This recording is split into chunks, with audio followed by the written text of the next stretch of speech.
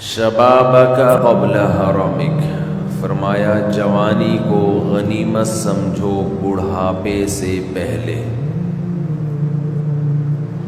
جب آدمی جوان ہوتا ہے تو اس خوش فہمی میں مبتلا ہوتا ہے کہ میں ہمیشہ اسی اسٹائل میں زندگی گزارتا رہوں۔ یہ حماقت اور بے وقوفی ہے کہ جیسے آج ہو ویسے آپ کل ہوگے۔ اسی حماقت میں انسان گناہ کرتا ہے، عیاشی کرتا ہے، ناجائز کام کرتا ہے۔ وہ یہ بھول جاتا ہے کہ حساب و کتاب کا دن تو بہت بعد میں آئے گا، بڑھاپا بہت پہلے آ جائے گا۔ بڑھاپا بھی حساب و کتاب کے دن سے پہلے کا ایک حساب و کتاب اللہ نے دنیا میں رکھا ہے۔ چال میں مضبوطی، انسان کی آواز میں مضبوطی، بات چیت، اور اس کے بعد ننکسہ فی الخلق، اللہ فرماتے ہیں انسان کو ہم ریورس گیئر لگا دیتے ہیں۔ چلو بھئی جہاں سے آئے تھے اسی حالت پہ جانا شروع۔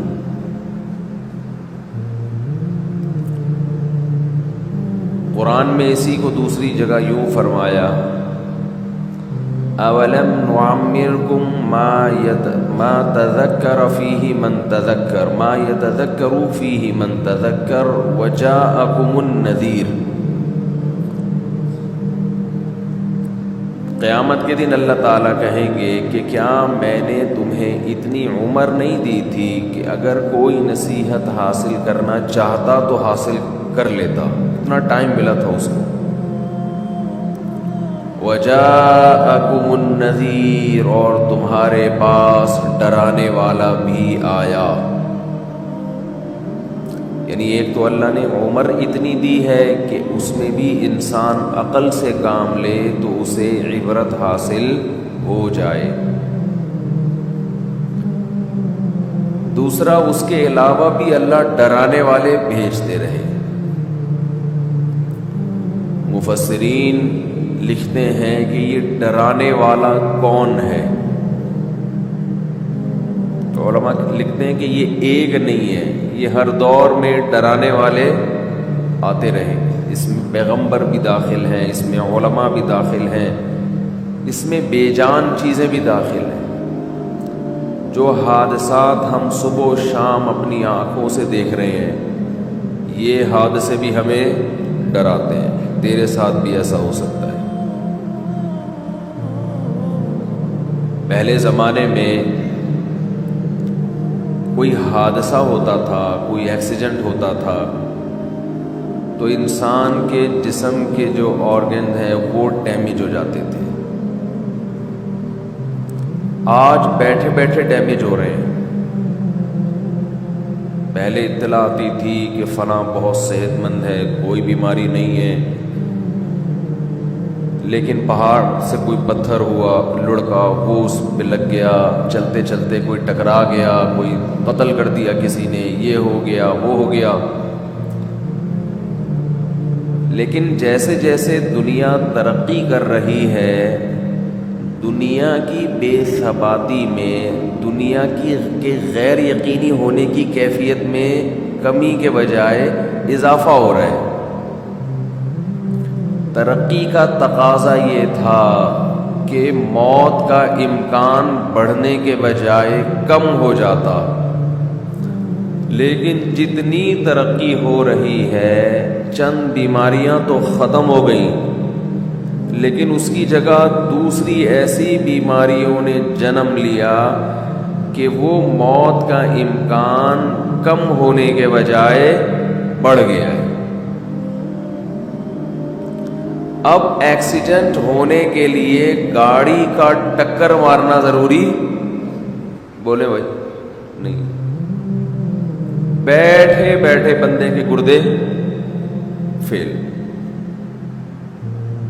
اطلاع آتی بھی ٹھیک ٹھاک بندہ ہے جی، گردے جواب دے گئے۔ بیٹھے بیٹھے اطلاع آتی ہے جی ہارٹ نے کام کرنا چھوڑ دیا. کیوں چھوڑ دیا بھائی؟ بہت سی بیماریوں میں تو ڈاکٹر کو بھی ریزن پتا نہیں ہوتی ہے کیا ہو گیا اس کو بیٹھے بیٹھے.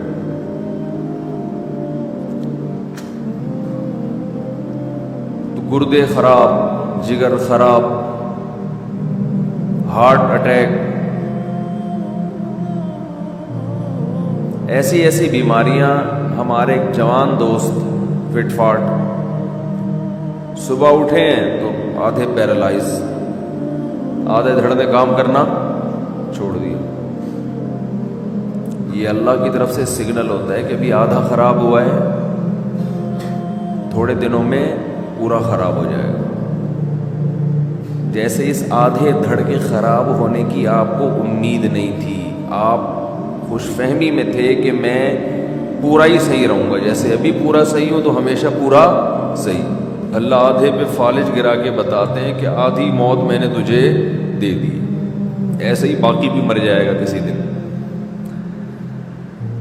لیکن جس کی پوری باڈی ٹھیک ہے وہ بھی موت کے لیے تیار نہیں. جس کی آدھی خراب ہو گئی، آدھی ٹھیک ہے، وہ بھی کھوپڑی میں موت کا تصور بٹھانے کے لیے تیار نہیں. ہر کام کے لیے ایگری ہے، معذرت کے ساتھ کم بخت مرنے کے لیے تیار نہیں ہے. کم بخت کا لفظ تو ہلکی گالی ہے. کھوپڑی میں یہ بٹھانے کے لیے تیار ہی نہیں ہے کہ میں مر بھی سکتا ہوں. بڑھاپا ہے آگے. رسول اللہ صلی اللہ علیہ وسلم نے فرمایا جوانی کو غنیمت سمجھو کس سے پہلے؟ بڑھاپے.